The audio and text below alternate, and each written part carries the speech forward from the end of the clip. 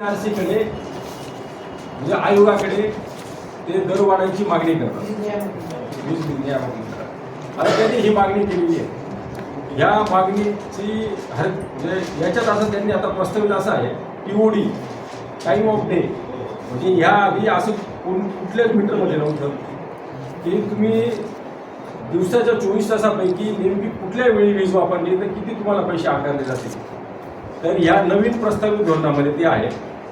या टीओडी मीटरमध्ये असं आहे की दिवसा तुम्ही जी वीज वापराल तिचं दर वेगळे असतील, रात्रीच्या विजेचे वापरण्याचे दर वेगळे असतील आणि मध्यरात्रीच्या वापरण्याचे जे वीज आहे त्याचे दर वेगळे असतील. असे 3 वेगवेगळ्या स्लॉटमध्ये ते दर आकारणी होईल.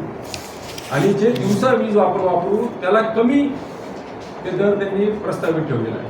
आता साधा भाग आहे की दिवसा वीज जी आपण घरगुती वापरतो ती अतिशय कमी प्रमाणात असते आणि रात्रीची वीज सगळ्याच घरांमध्ये ती जास्तीची राहणार. आता ते रात्रीची वीज दरवाढ होणार आहे आणि ती दरवाढ जवळपास 18% 19%च्या याच्यात त्यांनी ते हे केलेले आहे आणि पुढच्या 5 वर्षासाठी ही दरवाढ राहणार. आता यांच्या हरकतीचं जे आहे ते 17 तारखेपर्यंत MERCला त्या हरकती द्यायच्या आहेत सर्वसामान्य जनतेने 17 फेब्रुवारीला, आणि त्याची सुनावणी नाशिकला काहीतरी 28 फेब्रुवारीला होणार. तर या संपूर्ण याच्यामध्ये मालेगाव वीज ग्राहक बचाव समितीची एक स्पष्ट भूमिका आहे. 17 फेब्रुवारीपर्यंत आली ही स्पष्ट भूमिका आहे. 28 फेब्रुवारी राज्यामध्ये विभागीय स्तरावर वेगवेगळ्या सुनावण्या आहेत आणि नाशिकची जी तारीख दिलेली आहे त्यांनी ती 28 तारीख आहे.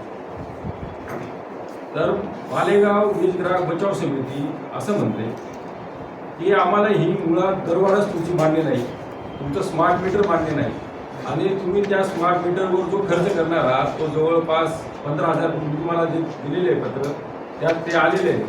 जवळपास 15,000 कोटीचा 28,000 कोटीचा तो संपूर्णपणे तो खर्च आहे. या 28,000 कोटीमध्ये केंद्र शासन 60% आणि राज्य शासनाचा वाटा 40% आहे. ते म्हणतात की आम्ही ग्राहकांकडनं हा पैसा वसूल करणार नाही, पण आता प्रताप भोगाडे सारखे जे वीज तज्ज्ञ जी लोक आहेत ही लोक त्यावेळी म्हणत होती, ते वारले, ते आता मागच निवडणुकीच्या काळात वारले. त्यांचं म्हणणं असं होतं की हा संपूर्ण खर्च हे वसूल करतील आणि ह्या 18% जी दरवाढ केलेली या दरवाढीमध्ये त्यांनी तो खर्च वसूल केलेला. म्हणजे एका ठिकाणी ते म्हणायचे की आम्ही ग्राहकांकडनं घेणार नाही, पण ते उलट्या मार्गाने वेगळ्या मार्गाने तो 12,000 मीटरचा आकार तो आपल्याकडनं घेणार आहे. तर त्यामुळे ही भविष्यातली दरवाढ जी होणार आहे याला आमचा विरोध राहील, स्मार्ट मीटरला विरोध राहील. आणि याचं पत्र आम्ही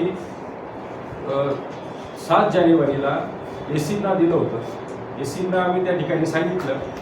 एसींना सांगितल्यानंतर त्यांनी सांगितलं की ठीक आहे आम्ही वरती कळवतो, पण मालेगाव तालुक्यामध्ये स्मार्ट मीटर बसवणं सुरू झालेलं आहे. त्याचे काही फोटोज पण आमच्यापर्यंत आलेले आहेत आणि त्या फोटोमध्ये जी तारीख दिलेली आहे LOA जो झालेला आहे त्या तारखेचा, म्हणजे मागच्या वेळेतला जी NCC, अदानी, मॉन्टे कार्लो या कंपन्यांना जे टेंडर प्रोसिजर म्हणजे जे स्मार्ट मीटर बसवण्याचं जे टेंडर दिलेले आहे त्या टेंडरच्या अनुषंगाने हे सगळं होतं आहे. आता हे TOD झालं आणि त्याच्यानंतर स्मार्ट मीटर. आता हे जे स्मार्ट मीटर आहे या स्मार्ट मीटरमध्येच प्रीपेडची व्यवस्था आहे. आता ही प्रीपेडची व्यवस्था अशी राहील की स्मार्ट मीटर आणि स्मार्ट मीटर हळूहळू बसवल्यानंतर एकाच दिवशी डिक्लेअर करतील की तुमची प्रीपेडची आता सुविधा सुरू झाली. त्याच्यासाठी वेगळी तरतूद त्यांना करावी लागणार नाही. ते फक्त आता स्मार्ट मीटरच्या नावाखाली TODच्या नावाखाली मीटर बसवतील आणि त्यानंतर प्रीपेड आकारणी होईल. आता प्रीपेड आकारणीमध्ये गोष्ट अशी आहे की मी जसं तुम्हाला आधी सांगितलं की 45 दिवसाच्या नंतर आपल्याला पैसे द्यावे लागतात. इथं डे 1ला तुम्हाला पैसे द्यावे लागतील, पण हे डे 1ला पैसे त्या कंपनीकडे न जाता हे जे प्लेयर यांनी ठेवलेले इथं NCC आहे, पश्चिम महाराष्ट्रामध्ये अदानी आहे, नागपूरकडे मॉन्टे कार्लो कंपनी, या कंपनीच्या अकाउंटला ते रिचार्ज होतील आणि पहिल्या दिवशी यांच्याकडे हजारो कोटी रुपये त्या ठिकाणी जमा होणार आहे. हे यांच्या सवडीने महावितरणला देतील. म्हणजे एक प्रकारे महावितरण हे खाजगीकरणाकडे याची वाटचाल सुरू झाली आहे. आपल्या गावाचं आपण उदाहरण घेतलं तर आपल्या गावामध्ये जी MPCL कंपनी आलेली आहे त्या MPCL कंपनीचे टर्म्स कंडिशन अशा होत्या की त्यांनी जवळपास वर्षाचं त्यांचे काही 200-250 कोटी रुपये जे होते ते मालेगाव महावितरण कंपनीला जे द्यायचे होते ते एक टाईम बॉन्डमध्ये त्यांना द्यायचे होते. पण यांनी डे 1 पासून कुठलाही टाईम बॉन्ड त्या ठिकाणी केलेला नाही. त्यांनी लोकांकडनं पैसे घेतलेत, पण महावितरणकडे अजूनही ते पैसे गेलेले नाही. जर ही छोटी कंपनी असं करू शकते, तर अदानीसारखे लोक काय करू शकतात याचा आपण या ठिकाणी अभ्यास करणं गरजेचं आहे. आणि म्हणून हे सर्वसामान्य जनतेला याची माहिती व्हावी म्हणून ही पत्रकार परिषदेचा मुख्य उद्देश तो एक आहे. त्याचबरोबर समिती पुढच्या काळात एक आंदोलन उभं करते आहे.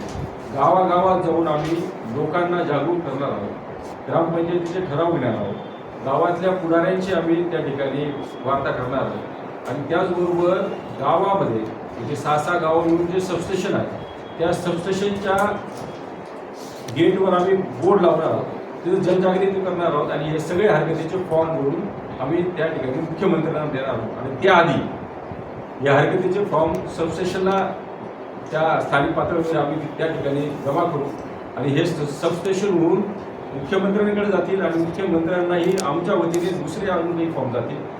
आणि 17 तारखेची जी हरकतीचं आहे त्या 17 तारखेच्या हरकतीच्या याच्यातही जास्तीत जास्त नागरिकांनी याच्यात हरकती नोंदवाव्या.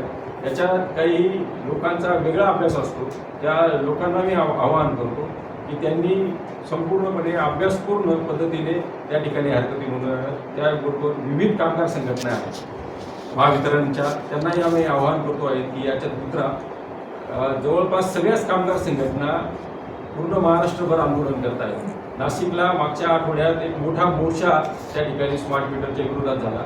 आणि महत्त्वाची गोष्ट अशी आहे की केंद्र शासनाने म्हणजे राज्य शासन आणि केंद्र शासन यांचे सामायिक सूच्या असतात, तर वीज वितरण ऊर्जा विभाग जी आहे ती सामायिक आहे की, पण याच्यात केंद्राने हस्तक्षेप केला आणि केंद्राने एक वेगळ्या योजनेखाली संपूर्ण राज्याला भारतभरात त्यांनी सांगितलं की तुम्हाला स्मार्ट मीटर लावणं आहे. म्हणून पंजाब असेल, हरियाणा असेल, उत्तर प्रदेश असेल, छत्तीसगड असेल, गुजरात असेल, राजस्थान असेल, या ठिकाणी स्मार्ट मीटर लावले गेले मागच्या काळामध्ये. ती लोक आजही रस्त्यावर उतरत आहेत, आंदोलनं चालू आहेत, पण स्मार्ट मीटर निघत नाही. स्मार्ट मीटरचा जो त्यांना अनुभव आलेला आहे तो अतिशय विदारक आहे. म्हणजे हा सरळ सरळ तुमच्या खिशावर डल्ला मारण्याचं काम हे सरकार अदानी अंबानींच्या मार्फत करत आहे. हे जे विरोधी पक्ष सांगतात त्याच्यात तथ्य आढळतं. कारण ही जी गोष्ट होती ऊर्जाची महावितरणाची, हा राज्याचा अधिकार होता. या राज्याच्या अधिकारात हस्तक्षेप करण्यात आलेला आहे आणि याच्यात मोठे प्लेयर ठेवलेले आहे. आणि या राज्याच्या ज्या महावितरण कंपन्या होत्या त्या खाजगीकरणाकडे कशा जातील, तर त्याचा हा एक परिपाक आहे असं आम्हाला या ठिकाणी मांडायचं आहे. मी तुम्हाला विनंती करतो की तुमच्या वार्तापत्रातून, तुमच्या दैनिकातून अशा बातम्या येत आहेत राज्यभरातल्या, तर मालेगावच्या संदर्भातल्याही बातम्या तुम्ही पुढच्या काळात अग्रक्रमाने ठेवा आणि लोकांपर्यंत ह्या बातम्या पोचवा. जे दैनिकाचं काम आहे, जे पत्रकाराचं काम आहे, लोकांना जागरूक करणं, हे तुम्ही कराल याची अपेक्षा, याची हा गुजारिश और ही अपेक्षा बाळगतो. आणि मी या ठिकाणी थांबतो. ते प्रश्न विचारायचे की तुम्हाला ते दिलेले आहे की हा अधिनियम आहे. हा अधिनियम असं सांगतो की 2003चा जो अधिनियम आहे, हा अधिनियम असं सांगतो की त्या ग्राहकाला अधिकार आहे की त्याच्या दारावर कोणाचं मीटर असावं. पश्चिम महाराष्ट्रामध्ये घोषणा आहे, आमच्या दारावर अदानीचं मीटर नको तर कंपनीचं मीटर म्हणजे राज्याचं सरकारचं मीटर हवं, अशी घोषणा त्या पश्चिम महाराष्ट्राच्या आंदोलनाची आहे.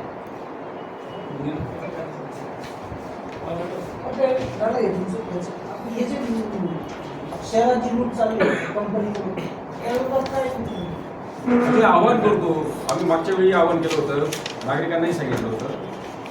शहरातल्या कंपनीचं आणि राज्य शासनाचं जो टेंडर झालं महावितरणाचं, त्या टेंडर आर्ग्युमेंटमध्ये त्यांनी एक तिसरा नवा ठेवलेला आणि एक आर्बिट्रेटर ठेवलेला आहे. एकच तुम्हाला कोर्टात जाऊन ते करता येणार नाही, ते काढता येणार नाही. जे भांडवलशाही येते तितकी अजस्र मार्गाने येते, ते तुमच्या सगळ्या वाटा बंद करून टाकते. तर त्याच्यात एक प्रोव्हिजन आहे की जास्तीत जास्त कंप्लेंट जेव्हा रेज होतील यांच्याकडनं, ग्राहकांकडनं, तर त्या कंप्लेंट घेऊन आपण कोर्टात गेलो तर त्या कंपनीचा टेंडर बंद होईल. हाच एक मार्ग आहे. आणि आम्ही तो मार्ग मागच्या काळात आम्ही जवळपास आतापर्यंत 50 कंप्लेंट्स गोळ्या केलेल्या आहेत की ज्या न्यायालयात टिकू शकतील. अशा अजूनही आमची त्या संदर्भातलं चालू आहे. आणि आम्हाला अपेक्षा आहे की येत्या काळामध्ये या निमित्ताने अजून लोक जास्त येतील कंप्लेंट्स घेऊन आणि जेणेकरून ते आम्ही न्यायालयात दाखल करू. जवळपास 100 सव्वाशे कंप्लेंट झाल्या तर ती कंपनी यातून MPCLचं इथून निघणं जवळपास निश्चित होईल. आम्ही तसं आहे, आम्ही गावागावात जाऊ, गावागावात गेल्यानंतर तिथल्या पुढाऱ्यांना भेटू, त्यांना या गोष्टीची माहिती करून देऊ आणि त्यांना आग्रह करू की तुम्ही ग्रामपंचायतीचे ठराव करा की स्मार्ट मीटर आम्हाला नको. कारण हा जो क्लॉज आहे अधिनियम, तो अधिनियम असा सांगतो की माझ्या घरावर कुठलं मीटर हवं. त्या अधिनियमाचा आधार घेऊन आम्ही त्यांना सांगू की हे कायद्यात आहे, हे काही बेकायदेशीर कृती नाही. तर ते एक करू आणि त्या लोकांच्या सगळ्या हरकती तिथल्या सबस्टेशनला देऊ. ते सबस्टेशन एक्झिक्युटिव्हला देईल.